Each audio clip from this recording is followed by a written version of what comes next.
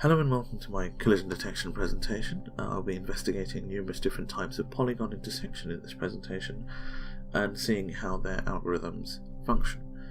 The first question to ask, however, is what is collision detection? Now, collision detection is a computational problem involving the intersection of 2 points of objects, as you can read there. It is while algorithms are normally a step-by-step series of instructions done in finite time, collision detection algorithms are slightly different in that they're not so much instructions as tests. They're a series of tests, and the only instruction is right at the end where they return either true or false. You pass in two objects and their information as parameters, and if you return true, that means the two objects are intersecting, and if they return false, then that means they're obviously not intersecting. Now, you'll see this most often used in everyday life in video games, where you can see here the little pixel protagonist character in some sort of 2D platformer is intersecting. His little bounding box is intersecting with the block bounding box. You can see that his box has actually been abstracted from his actual character. It's not just an outline. So that's why they tend to call these boxes hitboxes. So now we'll be looking at the different polygons that are typically used as bounding boxes. We will have all of these discussed, and the first one, and by far the easiest to explain and investigate, is circle versus point. Now, a point I will define simply as one point in 2D space that has one x value and one y value. Now, to compare whether or not a circle and a point are intersecting, we simply need to know the radius of the circle, which I shall label, and the distance between the point and the origin of the circle. Obviously, in this circumstance, the distance between the point and the origin are less than the radius of the circle, and so you can see the point is indeed intersecting with the circle. However, in this circumstance, the radius is much smaller than the distance to the origin. So we can easily tell that when a circle is intersecting with a point, the radius, which I shall call r, is less than the distance of the coordinates of the point to the coordinates of the origin of the circle. And that's literally all there is to it. That one checkers the entire algorithm. So next, the next test we'll be investigating is circle versus circle. Now, this isn't much more complicated, but instead of dealing with a point and a radius, we are instead dealing with a distance and two radii, namely this radius of the first circle, which is A, and the radius of the second circle, which I shall call B. Now, we will be comparing these with the distance between the two origin points, and that is simply a test between the sum of the two radii and the distance between the two origin points. So you can see here that if the distance is smaller than the sum of the radii, the circles are colliding. So we can simply label it like that. A plus B has to be less than the distance between the two origin points in order for the circles to be intersecting. So that's literally all there is to it with that one. The next one is slightly more complicated. It'll be rectangle versus point, but it's a good way of introducing the definition of a rectangle. When I say rectangle, I mean I will be defining it as an origin point, which I shall put in the top left, and from it shall stream out the width and the height. And a point, again, is just an x and a y coordinate, which I shall label P. So to test whether P is inside the rectangle, it is simply a matter of checking the x-axis and the y-axis. So we say that if P.x is greater than A.x, then it is past the rectangle, but if it is also, which I shall add, if it is needs to be less than the AX value plus the width value. So I hope that makes sense. I'll explain that again. That the P.x has to be greater than the A.x. So which you can see it is, and the p.x has to be less than the a.x plus the width. That ensures that it is past here, but not past here.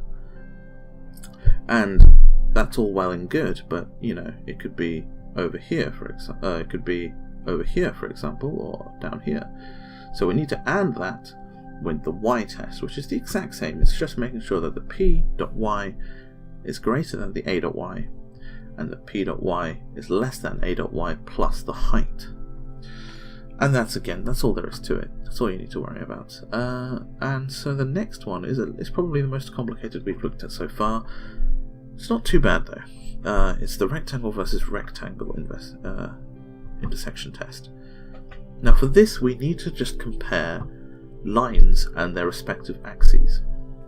So for example, in this case we'll be looking at these two lines, which are labeled orange, and the x-axis, and these two lines, which I shall colour blue, and the y-axis, to see if they share points in the axes. So in this circumstance we should be looking at to see if do the two orange lines share any points in the x-axis? Well, yes they do. They share this region here. And do the two blue lines share any points in the y-axis? Well, yes they do. They share this region here. I could have also labelled it here. It's the same region. But we can see that just by looking at it. But a computer needs more mathematical information based on the definition of our rectangles. So let's to explain how that they test it. Let's abstract these rectangles down into these lines. So these are the two orange lines from before. These ones here. I've just abstracted them down just to the lines, and I label them at each end as A1 and A2 and B1 and B2. Now I think you can tell, without my explanation you can probably deduce how we check to see if these lines share points, but I'll explain it just in case. We need to simply make sure that A2 is greater than B1 in the x. So A2.x is greater than B1.x. If we assume they only have an x value, we just say that A2 is greater than B1, but at the same time, if we have a circumstance like this, where A2 is greater than B1, but it's just gone straight past it, we need to add that by making sure that A1 is less than B2. And that's all well and good. We have this little expression here. However, we need to put that in brackets because we're not done yet, because we're forgetting about the y step, because these two lines could be intersecting, but without checking the blue ones, this would return true even if the rectangle was above or below it. So we need to remember about this little region here. So we simply add this with the exact same check, but with these two lines, so that A2x is greater than B1x, and A1x is less than B2x, and A2y is greater than B1y, and A1y is less than B2y. So that's rectangle versus rectangle. Now, I'm going to skip line versus line, and you'll see very clearly why I do in the next one, which is the final one, polygon versus polygon.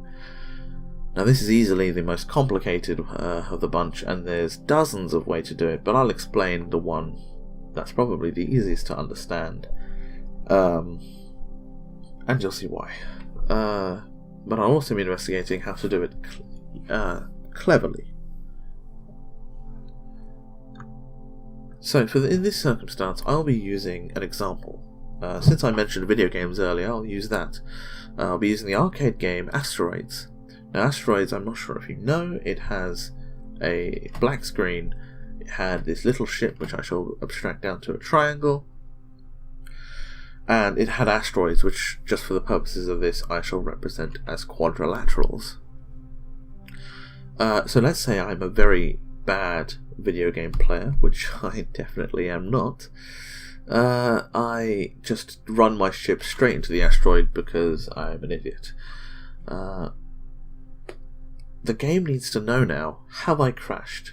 Well, it needs to do a lot of work to be able to tell that, in comparison to our other checks, because there are lots of asteroids on the screen. Am I colliding with any one of them? I could be. So to help us compute this, I will be bringing up another screen for us to put pseudocode into. So let's look through this algorithm step by step. The first step is actually a for loop, where we check for every asteroid, let's do some stuff. So for every asteroid on the screen, what do? We check the bounding circles. Now what do I mean by this? Well, you'll learn in a moment that polygon versus polygon alone in a video game, especially for an old video game back then, was very demanding on the CPU. So we need to optimize it slightly. So what we do is instead we first abstract these polygons down into simple circles that are slightly bigger than it. Because if when we test these two circles for intersection, even though two circles colliding might not mean the objects within them are colliding, if the objects within them are colliding, the two circles will always be colliding. And as we know from earlier, circle versus circle intersection, it's dead easy. You know, it's just two radii compared with a distance. Dead simple. So first of all, we check these very quick. And if any of them return true, so if we get to one and they're colliding with the ship, then we do something. So that's, first of all, we go through every asteroid and we check their bounding circles against the ship's bounding circle. And if they collide at any point, we then freeze everything, we get this ship, we get that asteroid, and for every line on the ship, and by line I mean these segments I'm colouring red, these three lines here in this example, for every line on the ship we do something, and that is another for loop, which is where we compare every line on the ship with every line of the corresponding asteroid, which in this case I shall colour blue. So for every line I shall compare on the ship every line on the corresponding asteroid.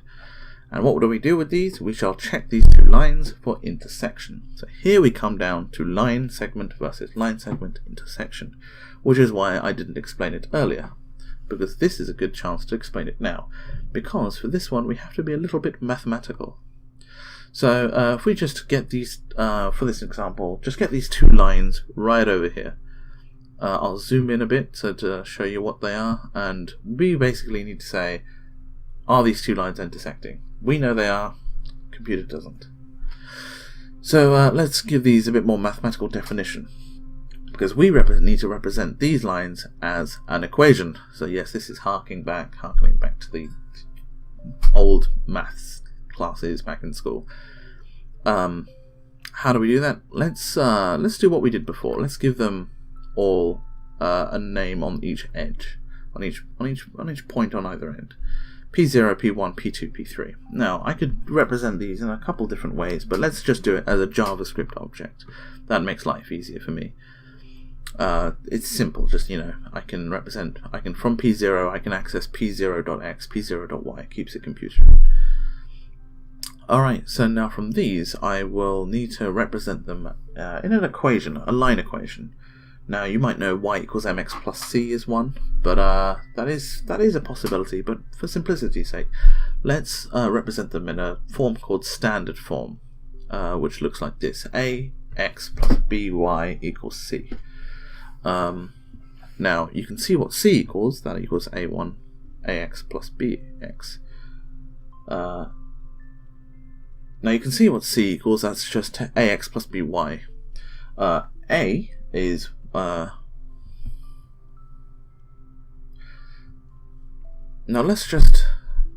now we can just represent this in something called standard form.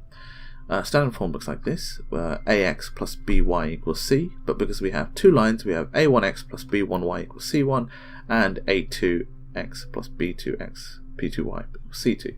Now, to get c, you can see what we need. We need a, x, b, y. To get a, we need to get two values of y, and we do y2 minus y1. And to get b, you get two values of x on that line, and do x1 minus x2. That's just as an aside, just to show you that a and b and c, they have values. They are basically constants. So now what we need to do is I want to just label these equations, equation 1 and equation 2, and if you recognize this this notation, you probably know what's next: simultaneous equations. And if you don't know what that is, I'll explain it anyway. Basically, we need to find an equation for x and y that fits both of these equations simultaneously. And to do this, I need some more room. It's quite messy here, so let's just get rid of all of this stuff and move this up here because it'll help me work. Gives us some more space. So what we need to do is we need to eliminate one of these unknowns, either x or y. So let's show you how to eliminate x, because it's the same process for y. What we'll do is we'll get equation 1 and multiply it by b2.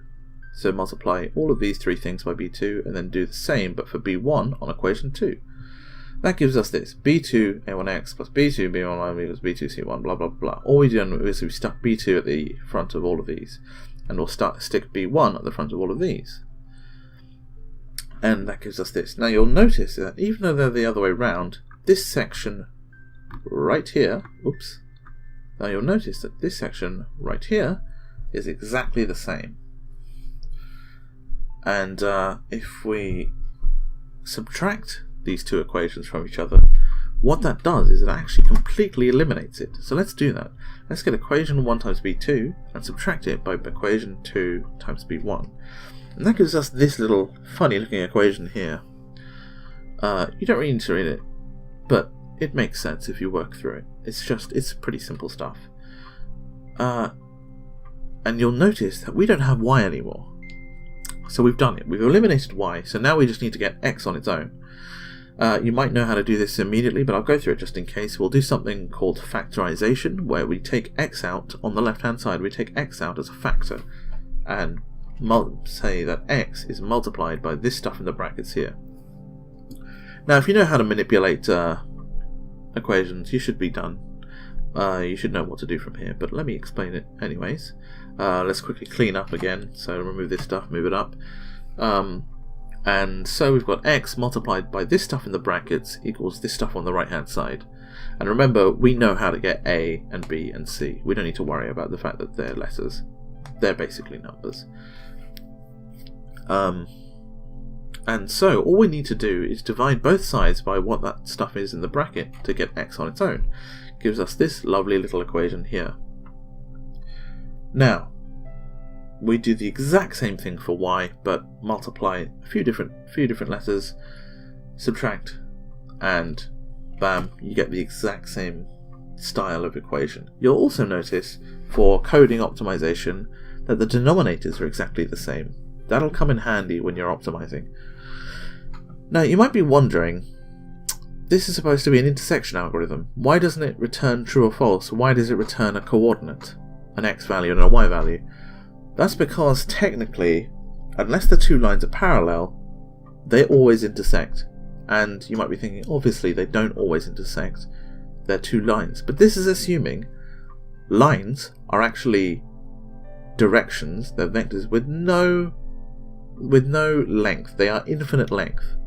So they just keep going past the solid line into the dotted line regions, which means that unless they are parallel, they will always be intersecting. So we need to account for that. Now, this is a little bit fiddly in how we do it. We simply just take, there's lots of ways to do it, but I'll be using it by taking ratios, right? All I simply do is I get these two values here, this distance here, and I will divide it by this distance here, and this will give me a fraction. And if it is less than 0 or greater than 1, so that means it's either here or here.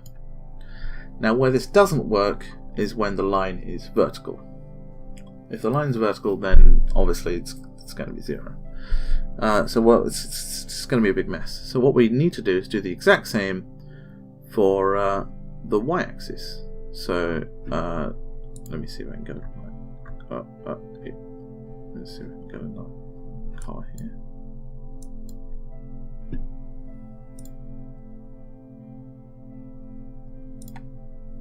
So what I need to do is get the exact same thing for the y-axis, which is get this value, and then this ratio and this ratio. So this ratio here and this ratio here, and we divide one by the other, and it'll give us a ratio. And if it's greater than 0, if it's less than 0 or greater than 1, they are not intersecting. So if either of those work, obviously when this one doesn't work is when the lines are horizontal. But either one has to work because lines can't be horizontal and vertical at the same time. So either of these checks will work, where we divide this by this or divide this by this. So if either of those are correct, we're good.